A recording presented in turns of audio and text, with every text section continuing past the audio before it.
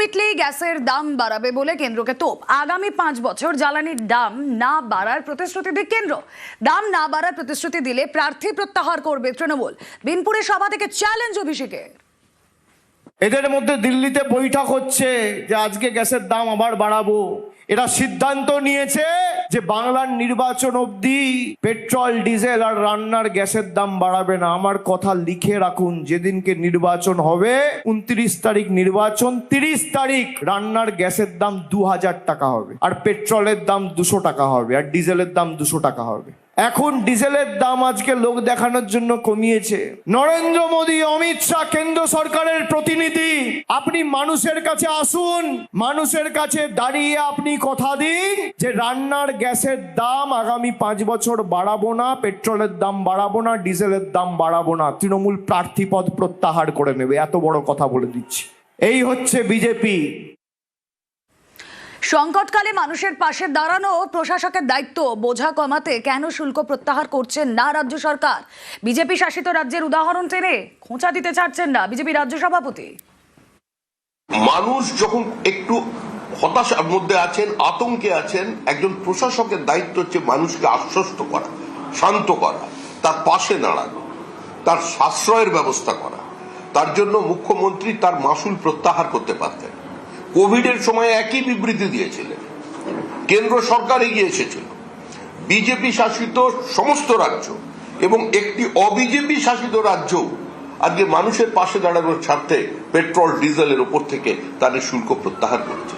এ রাজ্যে কোনোদিন সেটা হয়নি, আজও হচ্ছে না। এ ধরনের হাস্যকর বিবৃতি পশ্চিমবঙ্গের মানুষ গ্রহণ করবে? ডিলে হয়েছে, কিন্তু প্রথম তালিকা প্রকাশ পেয়েছে, আর এবার দ্বিতীয় তালিকা প্রকাশের পালা। সাপ্লিমেন্টারি তালিকার কথা বলছি, এসআইআর এর সাপ্লিমেন্টারি তালিকা। ধোঁয়াশা রেখেই ফের নতুন তালিকা। আজ দ্বিতীয় সাপ্লিমেন্টারি ভোটার তালিকার দিকে আমাদের সকলের নজর রয়েছে। কথা বলবো, সোমরাজ বন্দ্যোপাধ্যায় রয়েছেন সঙ্গে। সোমরাজ, দেখো, আজও দ্বিতীয় দফা সাপ্লিমেন্টারি তালিকা প্রকাশ হতে রাত হবে। কমিশনের তরফে জানানো হচ্ছে আজকেও দ্বিতীয় দফা সাপ্লিমেন্টারি তালিকা প্রকাশ হতে রাত 10:30 11টা পর্যন্ত বেজে যাবে।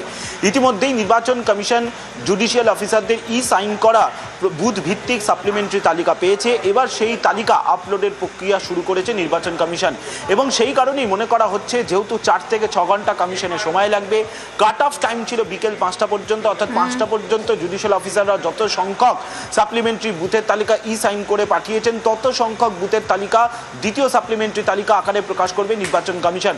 আর তাই সেক্ষেত্রে কমিশনার আধিকারিকরা জানাচ্ছেন যে এই তালিকা প্রকাশ হতে রাত 10টার পর হয়ে যাবে। অর্থাৎ তালিকা প্রকাশ হতে আমরা দেখেছিলাম যে সোমবার রাত 11:45 নাগাদ নির্বাচন কমিশন প্রথম দফা সাপ্লিমেন্টারি তালিকা প্রকাশ করেছিল। ফলত মনে করা হচ্ছে আজও সাপ্লিমেন্টারি তালিকা প্রকাশ হতে সেই রাত হবে, রাত 10টা বেজে যাবে, তেমনটাই কমিশন সূত্রে জানা যাচ্ছে। ওকে সোমরাজ।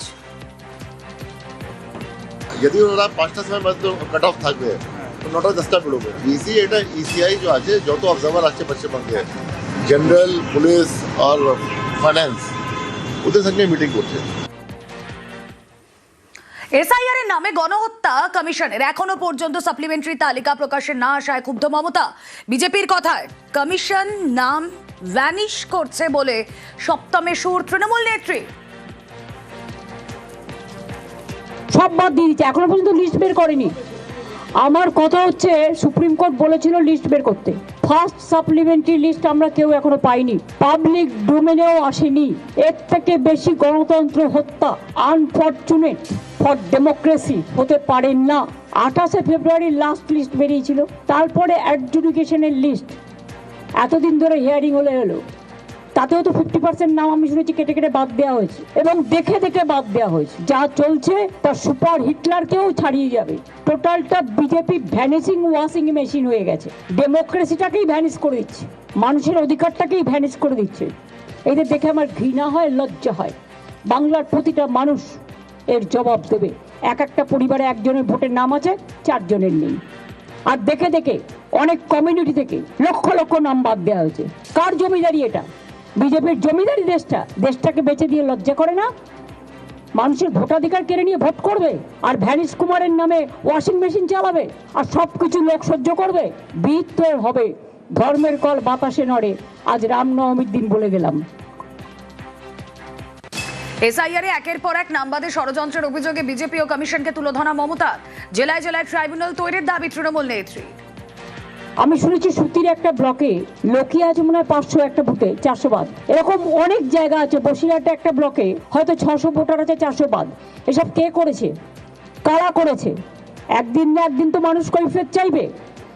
বুথের পাটা থাকলে আমি বলবো লিস্ট বের করুন আগে, মানুষকে জানতে দিন কার নাম আছে কার নাম নেই। যার নেই তাকে জেলায় জেলায় ট্রিব্যুনাল করে তাদের নাম তোলার ব্যবস্থা করে দিন। আমরা বিনা পয়সায় লয়ার দিয়ে সাহায্য করব, কিন্তু মানুষের গণতান্ত্রিক অধিকার কেড়ে নেওয়ার কোনো অধিকার কারও নেই। ঘাটালে এক গ্রামে 500 বাদ, নতুন ভোটার তালিকায় 500 নাম বাদ। 3টি বুথ মিলিয়ে অন্তত 500 নাম বাদ। ঘাটালের মোহনপুর পঞ্চায়েত এলাকায় ব্যাপক বিক্ষোভ। 2002-এর লিস্টে যেহেতু আমার বাবার নাম ছিল না, তাই আমার দাদুর নাম দিয়ে লিঙ্ক করিয়েছিলাম।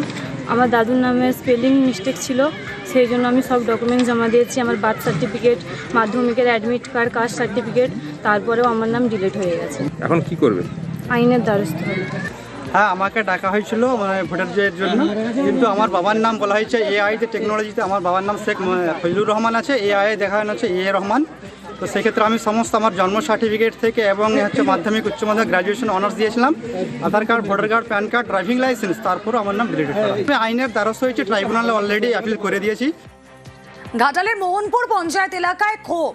ঘাটালে এক গ্রামে 500 নাম বাদ এবং নাম বাদ যাওয়া তালিকায় যাদের নাম বাদ গিয়েছে তারা আইনের দ্বারস্থ হবেন বলেও বলছেন। আর এই নিয়ে রাজনৈতিক চর্চা শুরু। ভারতবর্ষ স্বাধীনতা পাওয়ার পর প্রায় 10 থেকে 12 বার এসআইআর হয়েছে। এটাই প্রথম হচ্ছে, এরকম নয়। তবে এসআইআর করার কারণ হচ্ছে ভোটার তালিকা সংশোধন। সে জায়গায় বিভ্রান্ত হওয়ার দরকার নাই। যাদের নাম বাদ গেছে তাদেরকে আমার ব্যক্তিগত মত সঠিক তথ্য দিয়ে জমা করুন। এখনো তো 30 তারিখ পর্যন্ত নাম জমা নিচ্ছে। শুভেন্দু অধিকারী, সুকান্ত মজুমদার, এই সমস্ত নেত্রীরা যেভাবে টার্গেটকে বেঁধে দিয়েছিল সেই টার্গেট দ্বারা হাঁটছে। আর সেটারই প্রতিফলন আমরা বাস্তবে দেখতে গেলাম। এই মহিলাদের যারা লক্ষ্মীর ভান্ডার পায় তাদের না, ওরা লক্ষ্মীর ভান্ডার পাওয়া মেয়েদের ভয় করে। ওদের নেতা এখানে বলছে লক্ষ্মীর ভান্ডার মেয়েদের ঘরে শিকল দিয়ে রেখে দেবো, ভোটের দিনে রেখে দেবো, ভোট দিতে দেবো না। তো তারই তো প্রতিফলন আমরা দেখতে পাচ্ছি। সেই জন্য এত সংখ্যক মহিলাদের নাম বাদ গেল। যে আমরা এসআইআর এর পক্ষে, এসআইআর এর বিরুদ্ধে নয়, কিন্তু এসআরটা হোক একটা স্বচ্ছ তালিকা তৈরি করে সমস্ত বৈধ ভোটারকে ভোটার তালিকায় সংযোজিত করে তারপরে নির্বাচনে অংশগ্রহণ করতে হবে। এটা আমার দাবি। কেন তারা বাদ যাবে? আমাদের এই প্রশ্ন, কেন বাদ যাবে তারা? কাদের কারণে বাদ যাচ্ছে? এটা একটা ষড়যন্ত্র। আমরা মানুষকে আশ্বস্ত করব। ভোটার তালিকা থেকে 255 জনের নাম বাদ। সোমবার মাঝরাতে প্রথম সাপ্লিমেন্টারি লিস্ট প্রকাশ, আর সেই তালিকায় বাদ একই বুথে 255 জন। 935 জনের মধ্যে 255 জনের নাম বাদ। বসিরহাট 2 নম্বর ব্লকের বড় গোবরার ঘটনা। কমিশনের বিরুদ্ধে ষড়যন্ত্রের অভিযোগ গ্রামবাসীর। এপিক নিয়ে কমিশনের বিরুদ্ধে ব্যাপক বিক্ষোভ।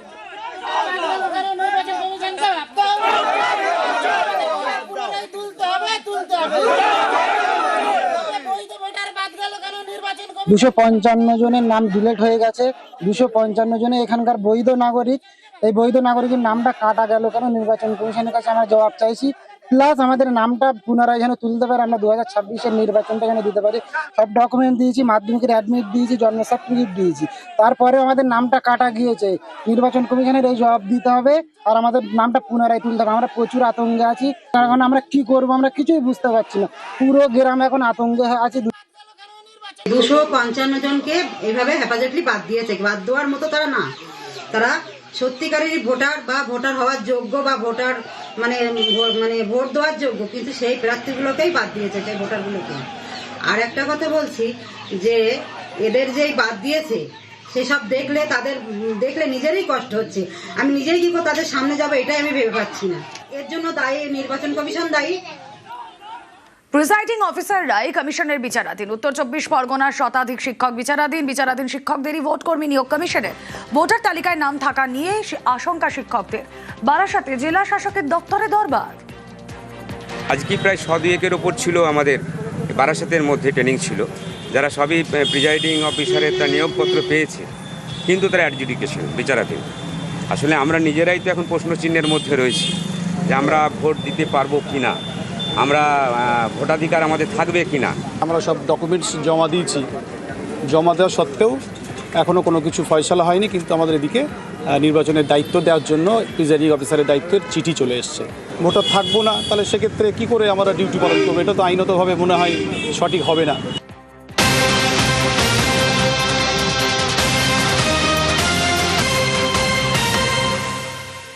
ভোট প্রশিক্ষণে আক্রান্ত ভোট কর্মী। প্রশিক্ষণের সময় জায়ান্ট স্ক্রিনে মুখ্যমন্ত্রীর ছবিতে আপত্তি করায় ভোট কর্মী শিক্ষককে মারধরের অভিযোগ। রানাঘাটে ভোট প্রশিক্ষণে গিয়ে আক্রান্ত শিক্ষক, বিডিও অফিসার কর্মীদের বিরুদ্ধে মারধরের অভিযোগ। বিবাদের জেরে ভোট কর্মীকে মারধর, এমনটাই অভিযোগ।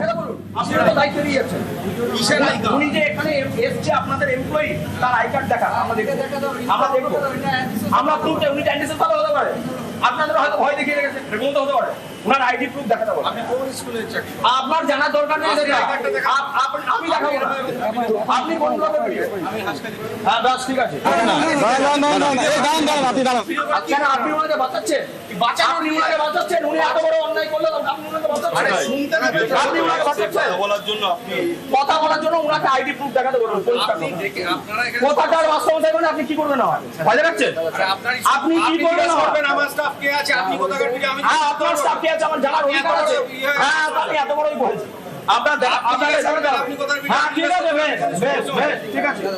আমি বড় কি ছোট সেটা তো পরে বিচার হবে।